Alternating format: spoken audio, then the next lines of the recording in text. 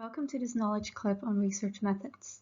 At this early stage in your data collection preparation, you may or may not already have a clear view of what different possibilities are out there to collect the data that you're interested in. In that case, this clip may come in handy for you.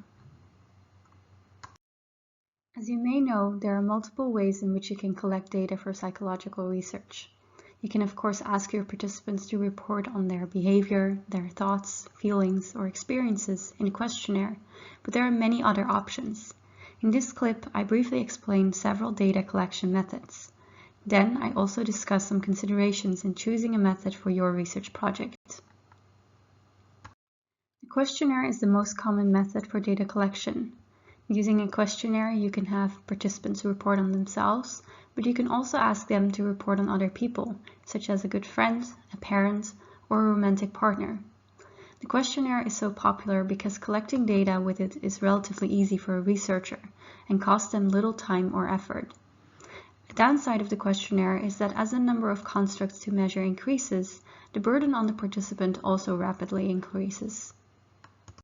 Another way of collecting self-reported data is using small questionnaires or even single questions that participants fill out across a longer period of time.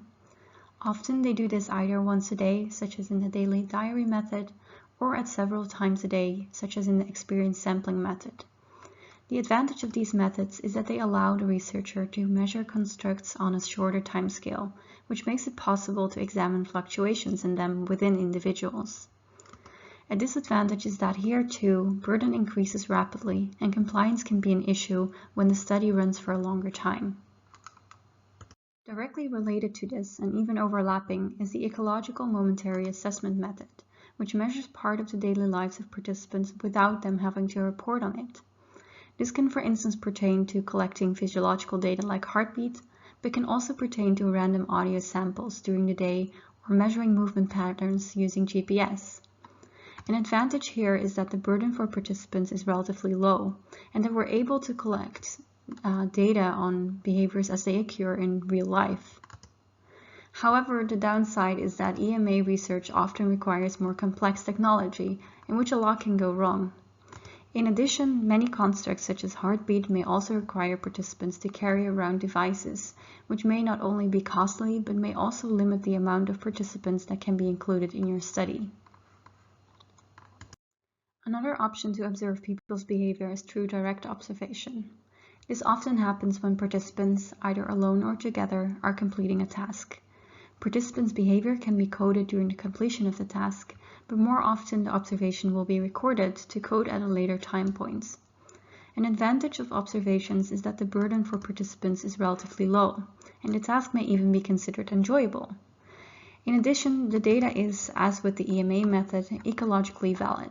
That is, it says something about how participants behave in their real life. However, doing observations can be time-intensive and may be relatively burdensome for the researcher, due to, for instance, the requirement of special training. Similar to observation, an experiment often consists of a task that participants perform, and in many cases the execution is also observed.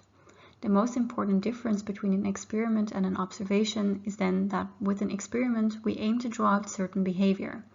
That is, we're not interested in the natural behavior of participants, but want to see how they act in a particular situation. Experiments offer unique information about causality that other research methods cannot offer.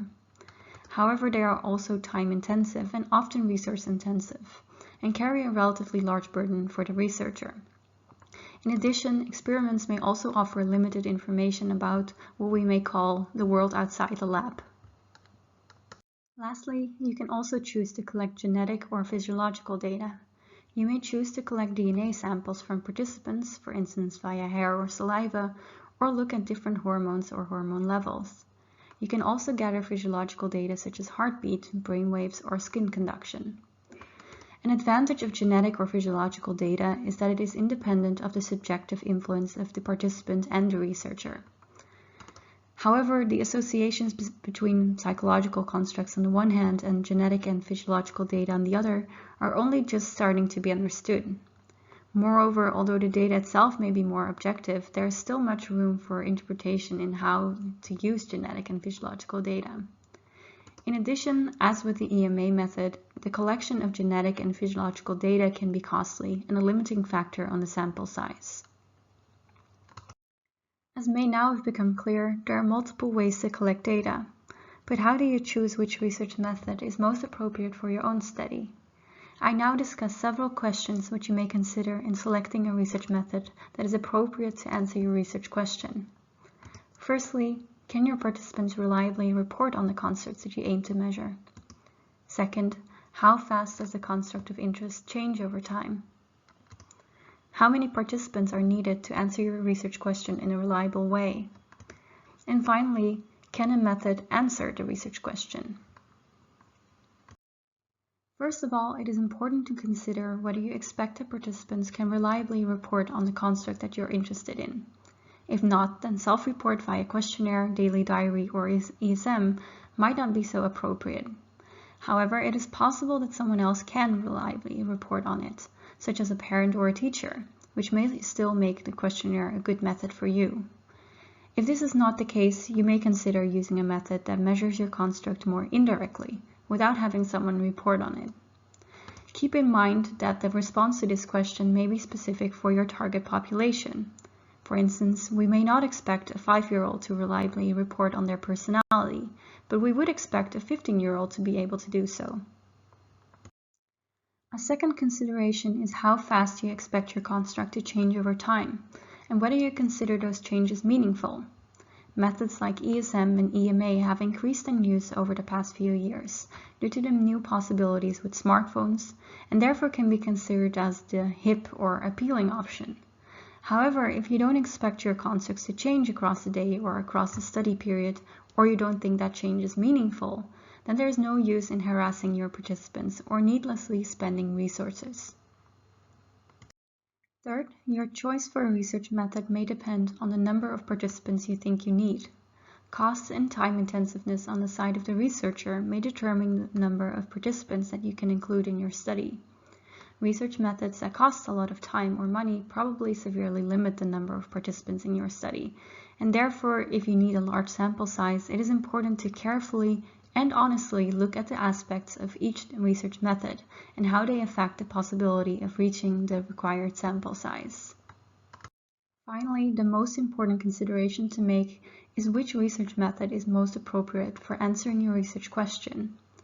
Every research method that I discussed offers unique information about the construct that you're interested in. However, dependent on the research question, this information can be more or less relevant.